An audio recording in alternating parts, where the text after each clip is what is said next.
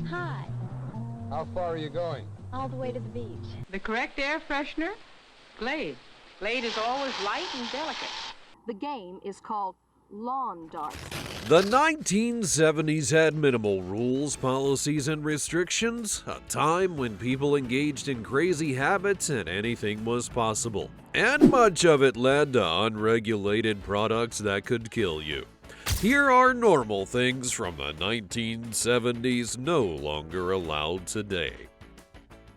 In the 1970s, smoking on airplanes wasn't only allowed, airlines went as far as to cater to passengers who smoked, providing designated smoking sections. Ashtrays were built into the armrest of every seat, and it was possible for passengers to purchase duty-free cigarettes on board. It was seen as a sign of sophistication and status, and smokers often got a pat on the back. Non-smokers would participate in secondhand smoking because of the poor ventilation systems, causing the spread of smoke on board, and being exposed to the smoke for the duration of the flight was the same as smoking itself. By the late 70s, growing awareness of the health risks of smoking would lead to bans on flights, which were less than 2 hours, and flight attendants were regularly exposed to smoky environments, aired their opinions on the health challenges, from respiratory issues to increased risk of lung cancer. By 1990, the ban on smoking was on all flights, both domestic and international. How about a time when there were no seatbelts in cars? Classic cars of the 70s focused more on aesthetic and performance than safety. They came with large, sophisticated bench seats for comfort and expansive dashboards with a fancy display. Each design was created with a sense of invincibility, believing that safety features were unnecessary, especially in a luxury vehicle. Early seatbelts were different from what we have today. The earlier versions were difficult to use and perceived as an inconvenience that just got in the way. Some seat belts were an abomination, and cars were better off without them, so it's easy to see why automakers were not keen on adopting a seatbelt. Today, seatbelt designs are comfortable and intuitive, even contributing to the overall aesthetics. They're necessary by law and have greatly reduced car crash fatalities. Lawn darts were a backyard activity popular in the 1970s, and the fun outdoor game was played at family gatherings, barbecues, picnics, and parties. A player would toss a dart underhand toward a ring on the ground, used as the target, and the idea was to get the dart to land inside the ring.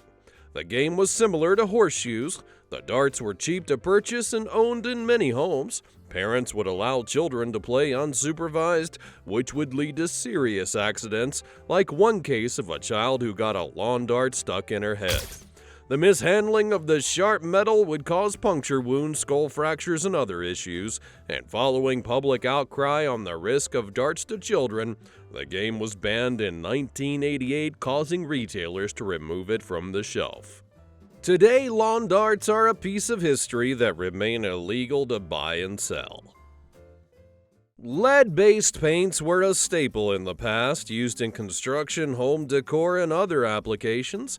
Paint contained lead compounds which improved durability as well as color vibrancy and shortened the drying time. It increased adhesion to surfaces and made it resistant to moisture, corrosion, and cracking. But despite the great qualities, the research disclosed that the paint also came with significant health problems for pregnant women and children.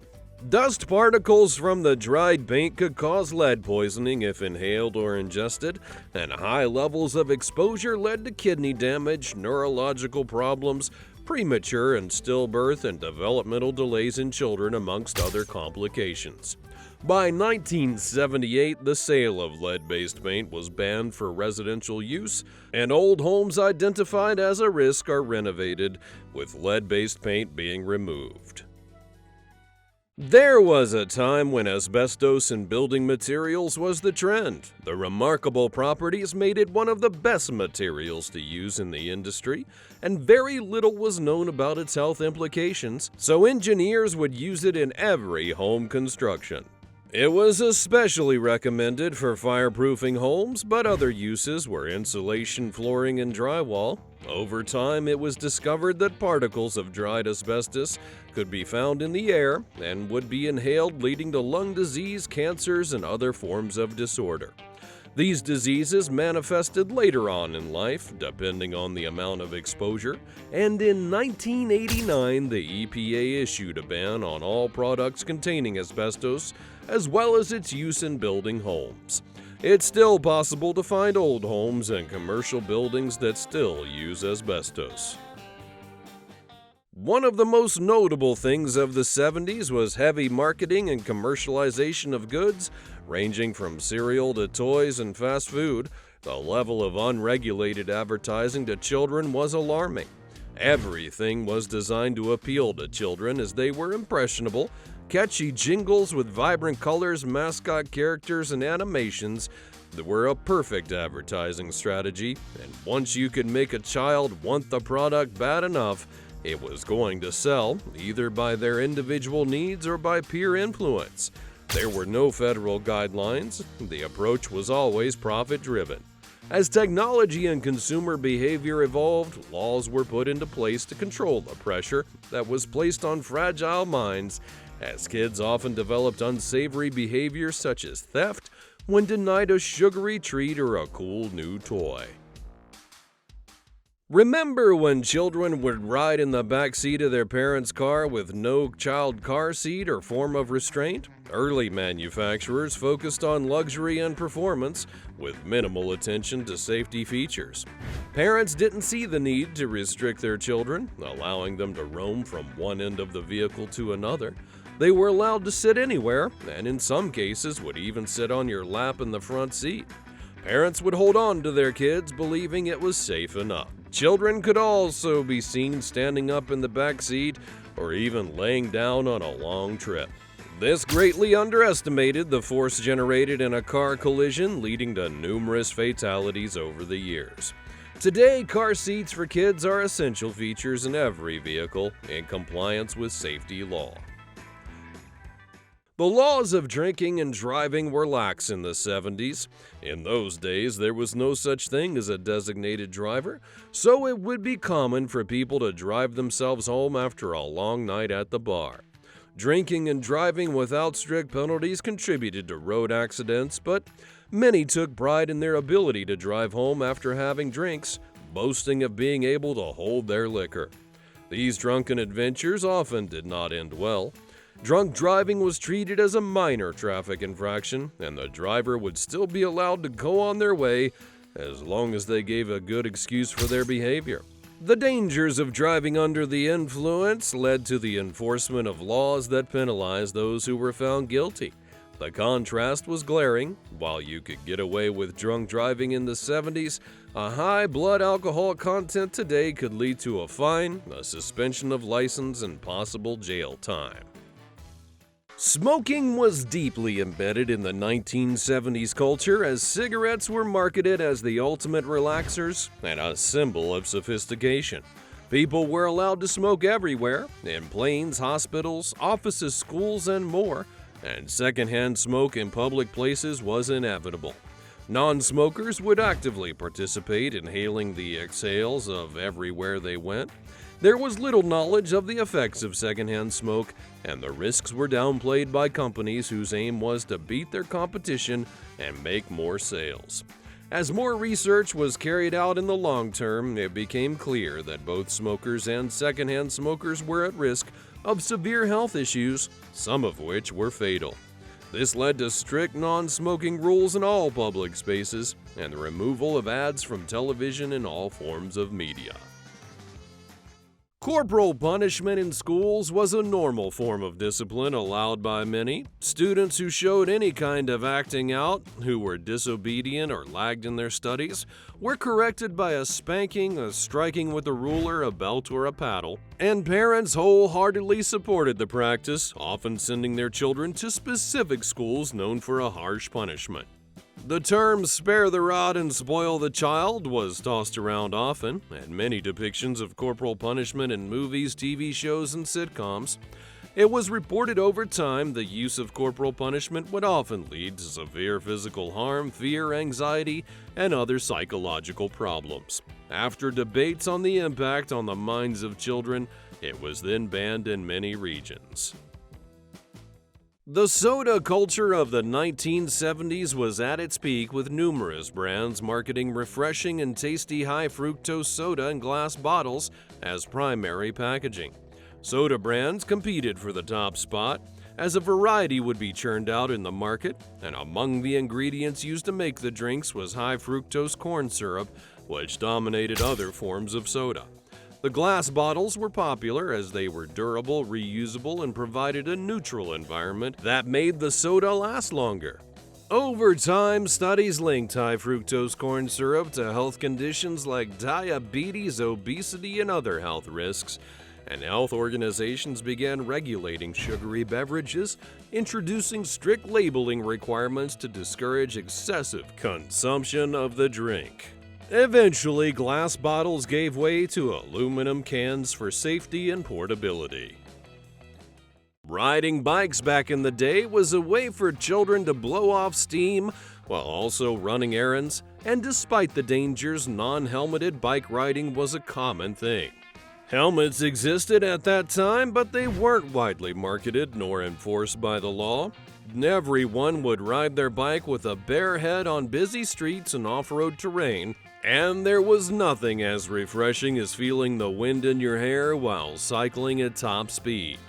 Even the most daring of children would stunt across the streets, putting their health on the line just to show off cool tricks and earn a bit of street credibility. Helmet laws in many states would later be introduced, requiring children at different ages to wear a helmet when riding a bicycle. Traveling on a low budget was easy in the 70s, as hitchhiking was at the peak of its popularity in many parts of the country. Frequent hitchhiking was common with young travelers who wanted a cost-effective way to move from one place to another. Hitchhikers would travel light, carrying only essentials for the long walk, with the hopes of hitching a ride. Sometimes they were lucky and found a trucker who needed company for the long haul, and in other cases they might walk a long distance, spending days on the road. There were reasons why hitchhiking became popular, from the oil crisis leading to expensive gas prices in the 70s to the craving for adventure. However, it's no longer as common today because of safety reasons. The rise of kidnapping, theft, and murder brought an end to hitchhiking, and some areas now have strict laws against it, especially on highways and busy roads. Playgrounds in the old days were not exactly safe for children. Certain elements made them unsafe, and there were no safety regulations for playgrounds. Metal equipment could become scalding hot under the sun, rough wooden structures would cause splintering, and who could forget the suicidal seesaws and merry-go-rounds of death, all designed under the lack of awareness. Playgrounds were made for maximum fun and creativity with little attention to accident prevention. Today, they're built with strict measures and adequate padding to break your fall. The open carrying of alcohol containers in public was a regular sight of the 70s, especially on beaches, parks, and in public spaces. No fear of legal repercussions, as the laws were quite relaxed. And while the action was not a problem then, awkward social behaviors influenced by alcohol became a cause for concern. Alcohol-related crimes began to gain prominence, and people would often become a nuisance in public, drawing unnecessary attention to themselves. In some cases, fights would break out and public property would be destroyed. Stronger drinks were used to start fires, and the containers littered public places. Safety concerns would lead to the ban of open carry and drinking alcohol in public. Believe it or not, there was a time when free-range parenting was a way of life, and it was evident by the unsupervised kids roaming the neighborhood. Kids were allowed to play by themselves and go anywhere they wanted, and stay out with their friends all day long, only returning when the streetlight came on. The lack of supervision is outrageous to today's parents. The phrase, "It's 10 p.m., do you know where your children are?" became a hallmark of the era. Children mostly entertained themselves by hanging out with friends as technology wasn't there. But today they've got video games, streaming services, and more to keep them grounded in their rooms for months, and parenting styles have greatly evolved over the years, with parents being more active and involved in the daily activities of their children. Fireworks have always been essential for celebrations, from New Year's Eve to festive and cultural occasions. They were used so often that they were sold without detailed safety warnings. The casual approach to fireworks distribution led to injuries, accidents, and property damage due to poor handling of materials. Children would purchase and use fireworks without clear instructions on the packaging, and they were easily accessible, sold at roadsides, grocery stores, and gas stations with no age limitation. It was believed that customers understood the dangers of the product and were responsible for their own safety. And as awareness grew about dangers of fireworks, safety regulations were put into place, as well as instructions and age restrictions. In those days, you could walk to the grocery store and buy food without bothering to check the ingredients because there was no nutritional labeling on food products. Customers had little knowledge of what they were getting when they purchased certain things, and most labels prioritized the brand name and marketing over transparency, using buzzwords like natural and fortified to give the impression of quality. This became a problem as the public was impacted by some of their diets. Diseases like diabetes, obesity, heart disease, and cholesterol were linked to foods that lacked nutritional labeling. The Food and Drug Administration began to create consumer laws and policies to prevent fraudulent claims and adulteration by making manufacturers list everything from fats to proteins to carbohydrates and more. Today, health awareness is at its peak, and nutritional labeling is the first thing consumers look at before making a purchase. Imagine walking barefoot in public or going to the mall without a stitch of shoes. You'd probably be stopped by law enforcement for being awkward, but back then, being barefoot in public spaces like grocery stores was normal. People valued a sense of freedom and informality in their daily lives without the constraints of a dress code. Places where the weather was warmer, like California, saw much more people moving around their daily lives barefoot. It added to a cultural vibe, and counterculture influences like hippies were strongly into living a simple and natural life. The barefoot movement began to decline in the 80s because of factors like health safety, leaving a footprint in public spaces, and increased awareness of a sane appearance in public to avoid conflicts with others. Personal grooming was a huge market in the 1970s, and one of the most prominent products was aerosol spray. Used in hairspray, deodorant, bug spray, cleaning products, and more, it contained CFCs that were thought to be harmless, but the excessive use of aerosol sprays with CFCs led to devastating discovery. The chemical negatively impacted the ozone layer, increasing penetration of dangerous rays while causing health problems like skin cancer and cataracts, and damaging the ecosystem. This led to the ban on aerosol sprays with CFCs, especially for non-essential purposes. Which of these things do you remember from the past? Let us know all about it in the comments below, and be sure to like, subscribe, and turn on your notifications. Thanks for watching, and I'll see you next time.